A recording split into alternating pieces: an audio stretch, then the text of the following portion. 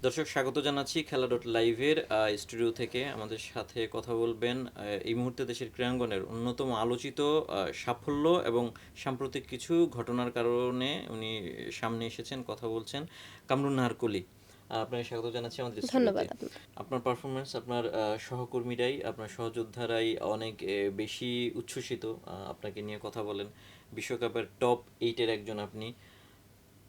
দেশের ক্রীড়াঙ্গনে অন্যতম আলোচিত একটা মানে ডিসিপ্লিন হচ্ছে শুটিং, জি। কিন্তু খেলাধুলায় নাই অনেক দিন। তার মধ্যে এখন যোগ হয়েছে শারীরিক নিগ্রহ। আমরা যদি সরাসরি সেটাকে হুম। বলি, যৌন নিগ্রহের ঘটনাগুলি যখন জাহানারার ইস্যুটা সামনে আসলো ক্রিকেটার, তখন আপনারাও মুখ খোলা শুরু করলেন। আসলে এরকম হওয়ার কি কথা ছিল, যেভাবে এখন আপনারা আলোচনায় চলে এসেছেন?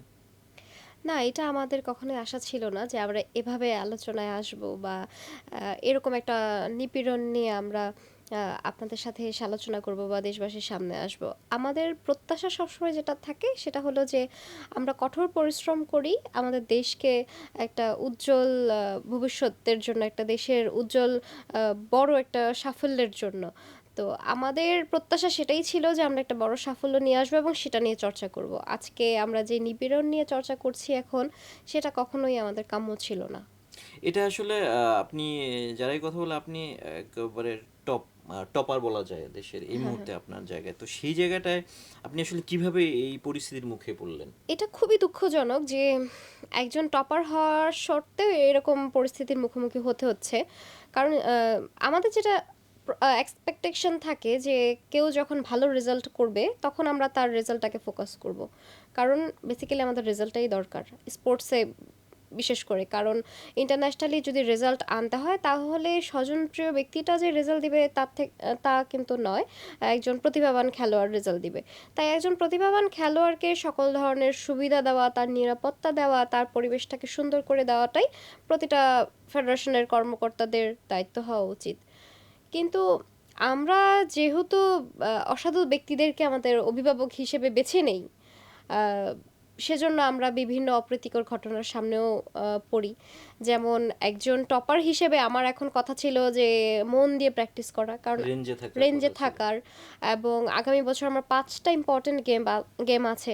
এগুলোতে আমি কিভাবে ভালো করব, কিভাবে নিজেকে আরো আ আ তৈরি করব, সেটা নিয়ে এখন আমার প্র্যাকটিস করার কথা ছিল। বাট আজকে আমি এখানে বসে আছি, নানান সমস্যা নিয়ে আলোচনা করছি। আ টপার হয়েও যেই সুযোগ সুবিধা আর আমি নিরাপত্তাটা পাচ্ছি না, এর পিছনেই আসলে এই সকল নিপীড়ন, নির্যাতন, অত্যাচার। আপনি যদি স্পেসিফিক্যালি আসলে বলতেন কি ধরনের পরিস্থিতির মধ্য দিয়ে আপনাকে যেতে হচ্ছে? আমি যে ধরনের পরিস্থিতির মধ্য দিয়ে যাচ্ছি সেটা হলো আম মেন্টাল হ্যারাসমেন্ট। মানে এখানে কিভাবে বোঝাবো সেটা কিছুটা লজ্জাজনক ব্যাপার। তাই কথা আটকে, আটকে আসতেছে। সেটা হলো যে আমাদের পুরুষতান্ত্রিক সমাজে বর্তমানে কেন যেন মনে হয় যে মহিলা মানেই ভোগের বস্তু। ডাজন্ট ম্যাটার তাদের কতটুকু ট্যালেন্ট আছে, তারা কতটুকু আমাদের জন্য করতে পারবে, দেশের জন্য তারা কতটুকু করতে পারবে। যখনই একটা পুরুষতান্ত্রিক সমাজে মেয়েরা কাজ করে, তখন তারা হয়ে যায় একটা ভোগের বস্তু। তাদের কাজ দিয়ে নয়, অন্যভাবে সন্তুষ্টির দিকে একটা লক্ষ্য থাকে ঊর্ধ্বতন কর্মকর্তাদের। যেমন আমি ব্যাক টু ব্যাক ভালো রেজাল্ট করার পরেও আমাকে একটা বিনা কারণে শোকজ দেওয়া হয়েছিল। এবং শোকজের অ্যান্সার যেটা সত্যি, আমি সেটা অ্যান্সার দিয়েছিলাম যে আমার এখানে কোনো ভুল নেই। তারা অফিসিয়ালি আমাকে লেটার দিয়েছিল যে আমরা তোমার উপর সন্তুষ্ট না। তা আপনি আমাকে যেভাবে ইন্ট্রোডিউস করালেন যে আমি টপার, তাহলে তারাও তো সেটা জানে যে আমি একজন টপার। আমার রেজাল্টের কারণেই তো আমি টপার হয়েছি। তাহলে একজন টপার হওয়া সত্ত্বেও আমি আমার ঊর্ধ্বতন কর্মকর্তাদের পছন্দের না বা সন্তুষ্ট করতে পারছি না। তাহলে এটা কিসের দিকে ইঙ্গিত করে? যে বিষয়টা বললেন পুরুষতান্ত্রিকতার ব্যাপারে, সেই ক্ষেত্রে অনেক ব্যাপারগুলো সামনে চলে এসে, যেখানে কমিটিতেও কি যখন আমরা একজন উইমেন অর্গানাইজার যখন থাকেন, সেক্ষেত্রে ওনাদের ভূমিকাটা আসলে কি হয়? উনি কি ওনারই আরেকজন, আমি যদি বলি এখানে লৈঙ্গিক যে বিষয়গুলি আসে, যে একইভাবে মানে আপনার তো একজন সহকর্মী উনি, সাবেক শুটার, একজন নারী, সেক্ষেত্রে ওনাদের ভূমিকাগুলো আসলে কি থাকে? আপনাদের সেফ বা আপনাদের সেফটিনেসের জন্য ওনাদের কি কোনো ভূমিকা ওনারা রাখার সুযোগ পান না?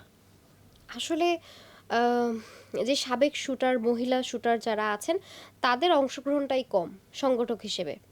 আপনি যদি কমিটির বিশ্লেষণ করেন, কমিটির সদস্যদের বিশ্লেষণ করেন, সেখানে আপনি সাবেক শুটার পাবেনই না। যারা অ্যাকচুয়ালি শুটার ছিল, যারা বুঝে শুটিংটা কী, যারা অ্যাথলেট লাইফটা বুঝে, এমন সংগঠকই নেই। বেশিরভাগই পুরুষ, এবং আমাদের হয়ে যারা কথা বলতে পারবে, যারা কথা বলার সাহস রাখে, যারা কখনো কোনো কিছুর জন্য কম্প্রোমাইজ করে না বা গিভ অ্যান্ড টেকের কোনো রিলেশনে যারা নেই, এমন সাহসী মানুষ, সৎ মানুষ কমিটিতেই নেই। আপনি যখন একজন মেয়ে হিসাবে একটা পরিস্থিতির মধ্যে দিয়ে যান আসলে, সেই ক্ষেত্রে কখনো কি আপনি আরেকজন আপনার সাবেক শুটার, নারী শুটার, তাদের সাথে কি ব্যাপারগুলি নিয়ে কখনো আলোচনা করেছেন? হ্যাঁ, করেছি। আমি তখন ওনাদের কাছ থেকে কি ধরনের রেসপন্স পান আসলে? আসলে রেসপন্সটা যেমন পাই, সেগুলো কি করবা, দেখো কিছু করার নাই তো, কিছু করার নাই। তাদের এগেনস্টে তো আমরা কিছু করতে পারবো না, কারণ তারা অনেক পাওয়ারফুল। যেমন আমরা এখনও দেখছি যে যেই অভিযুক্ত ব্যক্তিগুলোকে নিয়ে আমরা অভিযোগ করছি, মানববন্ধন করছি, বিভিন্ন প্রোগ্রামে কথা বলছি, তারা কিন্তু এখনও দাঁত কেলিয়ে ঘুরে বেড়াচ্ছে, অট্টহাসি দিয়ে তাদের অফিসে ঠিক আড্ডা দিচ্ছে। তারা কিন্তু নির্ভয়, তারা আসলেই ক্ষমতাবান, তাদের অনেক ক্ষমতা। তাই যখন নাকি আমরা আমাদের সাবেক কোনো শুটারের সাথে কথা বলি বা রিসেন্ট কোনো সিনিয়রের সাথে কথা বলি, তখন তাদের কি করবি বল, কিছু করার নাই তো, তারা অনেক এটা ক্ষমতাবান। খুবই অপ্রিয় সত্য বা অপ্রিয়, মানে আপনি যদি বলেন সেই ক্ষেত্রে অপ্রিয় সত্য হতে পারে। যেভাবেই হোক, আহ, ধরেন সেখানে যে ছেলে, মানে ইচ এন্ড এভরি ওয়ানে কি নিপীড়কের ভূমিকায় চলে আসে? মানে কমিটির, ধরেন একটা কমিটিতে 10 জন ছেলে আছে, সেই 10 জন ছেলেই কি একই ধরনের ভূমিকা নিয়ে আসে আপনাদের সামনে? না, 10 জনের পজিশনটা তো 10 রকমের। তো যদি হেড ভালো হয়, তাহলে বাকি 9 জন ভালো হতে বাধ্য। আর যদি হেড খারাপ হয়, তাহলে বাকি 9 জন যদি খারাপ নাও হয়, খারাপের সাথে থাকতে বাধ্য, পজিশন টিকে রাখতে হবে। ধরেন দীর্ঘদিন যে চলে আসার অভিযোগগুলি আপনারা সামনে চলে আসছেন, মানে এই মোটিভেশনটা কিভাবে আসলো? আপনি যে কথা বলছেন, আপনি কথা বলছেন, শারমিন, রত্না কথা বলছেন, আপনাদের আরেকজন সহকর্মী এমা, উনি কথা বলছেন, তো কেন, মানে হঠাৎ আপনাদের মধ্যে এই যে ভিতরে এই সাহসটা কিভাবে আসলো? সাহসটা বলবো যে বাধ্য হয়ে এসেছে। আমি বলি, যদি একটু সময় নিয়ে যদি বলি, সেটা হলো যে আমি তো প্র্যাকটিস করছিলাম, তাদের যেই দুর্ব্যবহারগুলো সেগুলো সহ্য করছিলাম, মেন্টাল টর্চারও সহ্য করছিলাম, যদিও রেঞ্জে সেন্সলেস হয়ে পড়ে গিয়েছিলাম, এতটা চাপের মধ্যে ছিলাম, সবই সহ্য করছিলাম। কিন্তু যখন জাহানারা আপুর একটা সাহসী উদ্যোগ দেখলাম, মূলত এই জাহানারা আপুর থেকেই কিন্তু আমাদের এই সাহসী উদ্যোগটা, আজকে আমরা কথা বলছি, প্রতিবাদ করছি, এই জাহানারা আপুর থেকেই শুরু হয়েছে। যখন কেউ একজন পথ দেখায়, সেই পথে অনেকেই হাঁটতে পারে। তবে আমি বলব যে আমি বাধ্য হয়েই এই প্রতিবাদ করছি। কারণ এখন যেটা চিন্তা করছি যে এভাবে একটা ক্রীড়াঙ্গন চলতে পারে না। এভাবে কোনো অ্যাথলেট চলতে পারে না যেভাবে চলছে।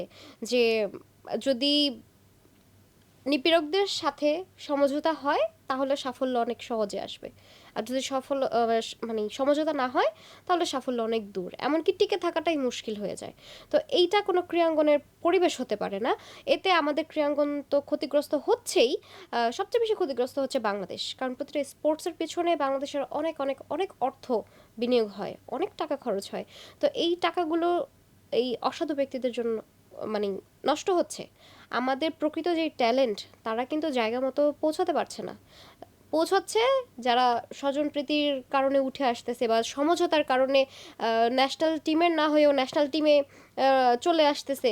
তো এমন মানুষগুলো সমঝোতা করে চলে আসতেছে এবং বাহিরে গিয়ে খারাপ রেজাল্ট করতেছে, বা দেশে থেকেও তেমন রেজাল্ট করতে পারতেছে না। তো সেক্ষেত্রে শুধু ক্রীড়াঙ্গন আর বাংলাদেশ না, সেক্ষেত্রে কিন্তু আমাদের ইভেন্টগুলো বদনাম হচ্ছে। যে আগে তো দেখেছি যে আসিফ মেডেল পেয়েছে, রত্না পেয়েছে, শারমিন পেয়েছে, সাবরিনা, রিঙ্কি, সবাই আমার বড়, মানে নাম ধরে বললাম, মানে তাদের নামগুলো এক একটা মেডেলের সাথে যুক্ত, যে তারা এমন এমন মেডেল পেয়েছে শুটিং থেকে, আজকে কেন নেই?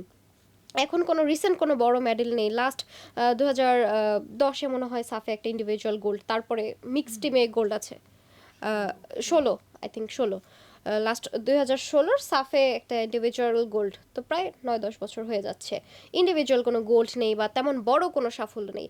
আর আমার সাফল্যগুলো যদি আপনি হিসেব করেন যে ইন্টারন্যাশনালি বেশ হাইস্ট স্কোর, হাইস্ট র্যাঙ্ক, তারপরে ফার্স্ট ফাইনালিস্ট, ঠিক আছে, কিন্তু আমার তো এতটুকুর মধ্যে থেমে থাকার কথা ছিল না। আমার কথা ছিল যে মেডেল নিয়ে আসা। সেই মেডেলগুলো কেন আসছে না? এইসব পরিবেশের কারণে, এইসব নির্যাতনের কারণে, এইসব ব্যক্তিদের কারণে আমরা মেডেল আনতে পারছি না।